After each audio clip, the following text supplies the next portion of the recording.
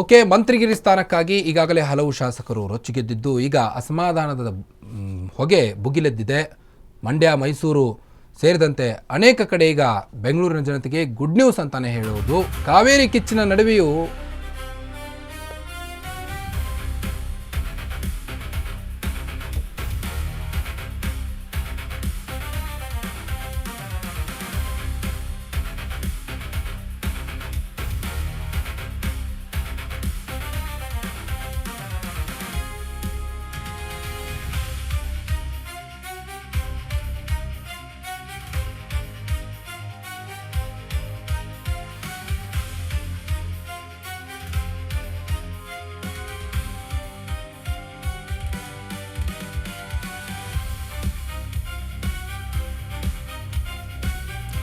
ಮಂಡ್ಯ, ಮೈಸೂರು, ಬೆಂಗಳೂರಿನ ಜನತೆಗೆ good news ಸಿಕ್ಕಿದೆ.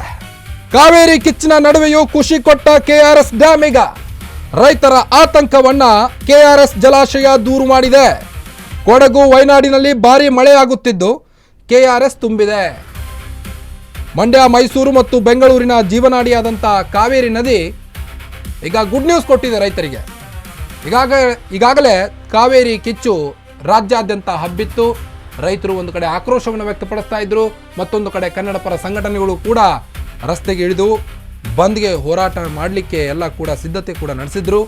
ಇದೆಲ್ಲವೂ ಈಗ ಅಂತ್ಯಗೊಂಡಿದೆ. ಅಂದರೆ ಗುಡ್ ನ್ಯೂಸ್ ಸಿಕ್ಕಿದೆ ರೈತರಿಗೆ.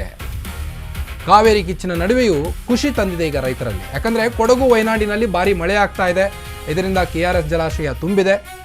ಮಂಡ್ಯ, ಮೈಸೂರು ಮತ್ತು ಬೆಂಗಳೂರಿನ ಜೀವನಾಡಿಯಾದಂಥ ಕೆಆರ್ಎಸ್ ಡ್ಯಾಮ್ ಈಗ ಮಂಡ್ಯ, ಮೈಸೂರು, ಬೆಂಗಳೂರಿನ ಜನತೆಗೆ ಗುಡ್ ನ್ಯೂಸ್ ಸಿಕ್ಕಿದೆ. ಅಂದರೆ ಹಳೆ ಮೈಸೂರು ಭಾಗಕ್ಕೆ ರೈತರ ಆತಂಕವನ್ನ ದೂರ ಮಾಡಿದೆ ಈಗ ಕೆಆರ್ಎಸ್ ಜಲಾಶಯ.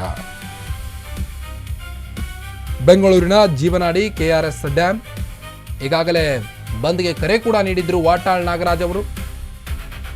ಕರವೇ ನಾರಾಯಣಗೌಡ ಅವರು ಬಂದ್ ಬಗ್ಗೆ ಅಷ್ಟೊಂದು ಆಸಕ್ತಿ ತೋರಿರಲಿಲ್ಲ. ಆದರೆ ಕೆಲ ಕನ್ನಡ ಪರ ಸಂಘಟನೆಗಳು ಖಾಲಿ ಬಿಂದಿಗೆಯನ್ನು ಹಿಡಿದುಕೊಂಡು ಪ್ರೊಟೆಸ್ಟ್ ನಡೆಸಿದ್ರು, ಸರ್ಕಾರದ ವಿರುದ್ಧ ಭುಗಿಲೆದ್ದಿದ್ರು. ಯಾವುದೇ ಕಾರಣಕ್ಕೂ ತಮಿಳುನಾಡಿಗೆ ನೀರನ್ನು ಹರಿಸಬಾರದು ಅಂತ ರಾಜ್ಯಾದ್ಯಂತ ಪ್ರೊಟೆಸ್ಟ್ ನಡೆಸಿದ್ರು. ಕೇವಲ ಈ ಹಳೆ ಮೈಸೂರು ಭಾಗ ಮಾತ್ರ ಅಷ್ಟೇ ಅಲ್ಲದೆ ಉಳಿದ ಜಿಲ್ಲೆಗಳಲ್ಲೂ ಕೂಡ ಈ ಬಗ್ಗೆ ಕಿಚ್ಚು ಹೊತ್ತಿಕೊಂಡಿತ್ತು. ಇದರೆಲ್ಲದರ ಮಧ್ಯೆ ಈಗ ಕಾವೇರಮ್ಮ ಕಣ್ಬಿಟ್ಟಿದ್ದಾರೆ. ಕೊನೆಗೂ 100ರ ಗಡಿ ದಾಟಿದ ಕನ್ನಂಬಾಡಿ ಕಟ್ಟೆ. ತಡವಾಗಿದ್ರೂ ಒಡಲು ತುಂಬಿಕೊಳ್ಳುತ್ತಿದೆ ಕೆಆರ್ಎಸ್ ಜಲಾಶಯ. ಈಗ ಕೇವಲ 3 ದಿನಗಳಲ್ಲಿ ಕೆಆರ್ಎಸ್ ನೀರಿನ ಮಟ್ಟ 8 ಅಡಿ ಏರಿಕೆ ಆಗಿರಿದೆ. ಹೀಗಾಗಿ ರೈತರಲ್ಲಿ ಆತಂಕ ಕಡಿಮೆ ಆಗ್ತಾ ಇದೆ. ಈಗ ಆಗಸ್ಟ್ 3ರಂದು ಕೆಆರ್ಎಸ್ನಲ್ಲಿ ಒಳಹರಿವು 32,048 ಕ್ಯೂಸೆಕ್. ಜುಲೈ ತಿಂಗಳಲ್ಲೇ 100ರ ಗಡಿ ದಾಟಿತ್ತು ಕೆಆರ್ಎಸ್ ಡ್ಯಾಮ್. 10 ವರ್ಷದಲ್ಲಿ 2ನೇ ಬಾರಿಗೆ ಆಗಸ್ಟ್ನಲ್ಲಿ ಶತಕದ ಸಂಭ್ರಮ ಅಂತಾನೆ ಹೇಳ್ಬೋದು. 49.452 TMC ನೀರು ಸಂಗ್ರಹವಾಗಿದೆ ಈಗ ಕೆಆರ್ಎಸ್ ಇದರಲ್ಲಿ. ಪ್ರಸ್ತುತ ಕೆಆರ್ಎಸ್ನಲ್ಲಿ 23.79 TMC ಅಡಿ ನೀರು ಸಂಗ್ರಹವಾಗಿದ್ದು 14,700 TMC ಕೃಷಿಗೆ, 3.979 TMC ಕುಡಿಲಿಕ್ಕೆ. ತಮಿಳುನಾಡಿಗೂ ತಗಾದೆಗೆ ಆತಂಕಗೊಂಡಿದ್ದಂಥ ರೈತರು ತಮಿಳುನಾಡಿಗೆ ನೀರು ಬಿಡದಂತೆ ರೈತರಿಂದ ಹೋರಾಟ ಕೂಡ ನಡೆಸಲಾಗಿತ್ತು. ಚಳುವಳಿ ಸ್ವರೂಪವನ್ನು ಪಡೆಯುವ ಹೊತ್ತಿಗೆ ವರುಣನ ಕೃಪೆಯಾಗಿದೆ. ಈಗ ಚಳುವಳಿ ಸ್ವರೂಪ ಪಡಿತಾ ಇತ್ತಿದ್ದು ಬೆಟ್ಟದಂಥ ಸಮಸ್ಯೆ ವಾರದಲ್ಲೇ ಮಂಜಿನಂತೆ ಕರಗಿತು. ಹಾಗಾದ್ರೆ ಈಗ ರೈತರು ಕೊಂಚ ಕೂಲ್ ಆಗಿದ್ದಾರೆ ಅಂತಲೇ ಹೇಳ್ಬೋದು.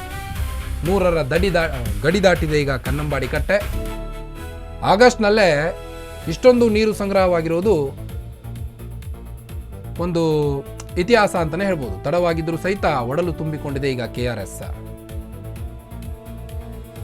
ಕೇವಲ 3 ದಿನಗಳಲ್ಲಿ ಕೆಆರ್ಎಸ್ ನೀರಿನ ಮಟ್ಟ 8 ಅಡಿಗೆ ಏರಿಕೆಯಾಗಿದೆ.